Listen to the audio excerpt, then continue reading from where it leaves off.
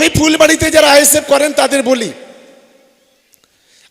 আপনারা আমাকে বলুন, গত ভোট দিয়েছিলেন 2021 সালে, আপনার নেতা নওশাদ সিদ্দিকী আর আপনারা যারা একটু চেলা চামুন্ডে যারা আছেন, 4 পয়সা নকুল দানা 2-4টা আছে, আমি এখানে জানি। আপনি বলেন তো অনেক প্রতিশ্রুতি দিয়েছিলেন ভাঙড়ের মানুষকে, বলেছিলেন মেডিকেল কলেজ তৈরি করে দেব, বলেছিলেন গ্রামে গ্রামে রাস্তা তৈরি করে দেব, বলেছিলেন পানীয় জলের ব্যবস্থা করব, বলেছিলেন ভাঙড়ের শিক্ষা ব্যবস্থাটাকে ঢেলে সাজাবো, বলেছিলেন গরিব মানুষের পাশে থেকে গরিব মানুষের ছেলে মেয়েদের খাতা পেন্সিল বই আর কিনতে হবে না, আমি সব কিনে দেব, পাড়ায় পাড়ায় অ্যাম্বুলেন্স দেব। অনেক প্রতিশ্রুতি সেদিন দিয়েছিল। আমি এখানকার শুভবুদ্ধি সম্পন্ন নাগরিক, আমি প্রত্যেককেই শ্রদ্ধা করে জানাচ্ছি, বলুন গত 3 বছরে কোন কাজটা নওশাদ সিদ্দিকী করেছে?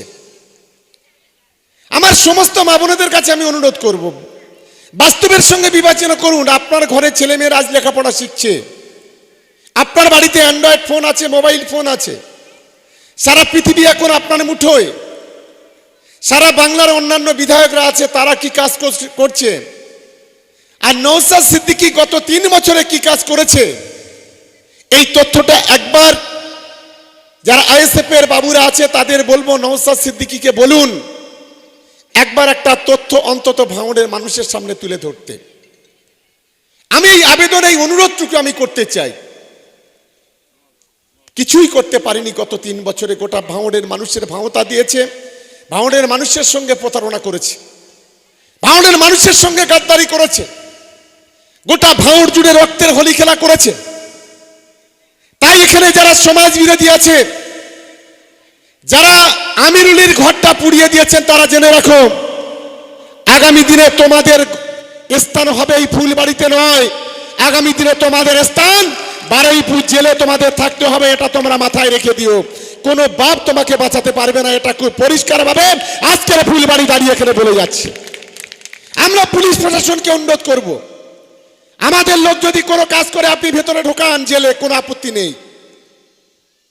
আমরা কোনো খুনে বোমাবাজি গুলিতে বিশ্বাসী নই, কিন্তু যারা সমাজ বিরোধী এই কাজ করেছে, যে কজন করেছে, তাদের দৃষ্টান্তমূলক শাস্তি আমরা চাই।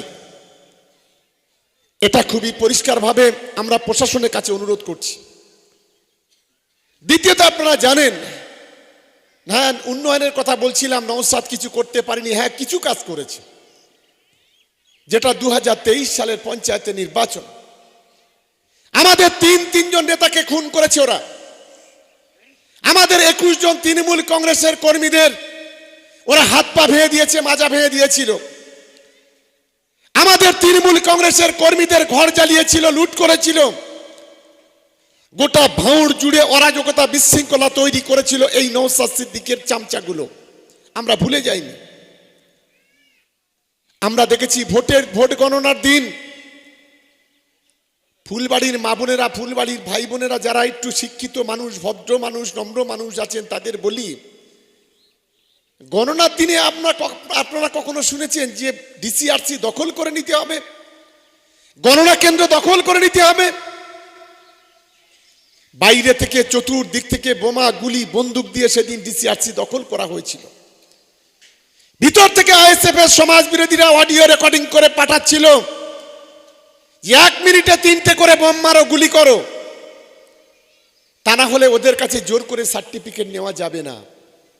এটা কোন কালচার, কোন সংস্কৃতি?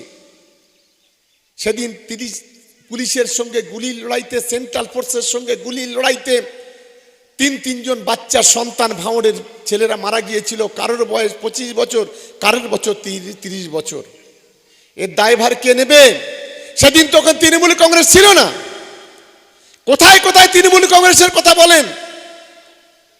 আমি আইএসএফ এর সমাজ বিরোধী খুনি ডাকাত যারা এখানে আছেন, যারা ভাঙড়ের যুব সমাজের স্বপ্নটাকে নষ্ট করে দিয়েছেন, যারা ভাঙড়ের যুব সমাজের স্বপ্নটাকে আগুনে ভস্ম করে দিয়েছেন, আমি সেই সমাজ বিরোধীদের বলি, কেন এই ঘটনা?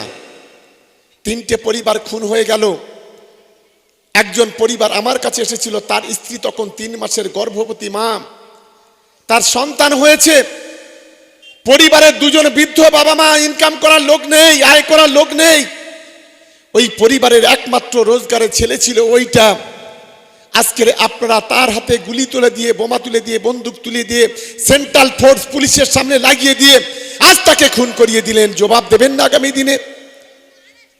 আইএসএফ এর বাবুরা জেনে রেখে দিন, আগামী দিনে এই ভাঙড়ের যাদেরকে নিয়ে আপনারা আগুন নিয়ে খেলা করিয়েছেন, একদিন সেই মানুষ আপনাদের জামার কলার ধরে জিজ্ঞাসা করবে কেন এই খুন হলো, আর আমাদের পরিবারগুলো কেন আজকের এই ইয়েতে চলে গেল।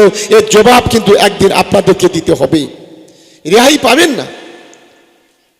আজকে আমরা লক্ষ্য করছি ভাঙড়ের যুব সমাজের ছেলেরা কেউ 10টা, 15টা, 20টা, 25টা, 30টা করে কেস খেয়েছে।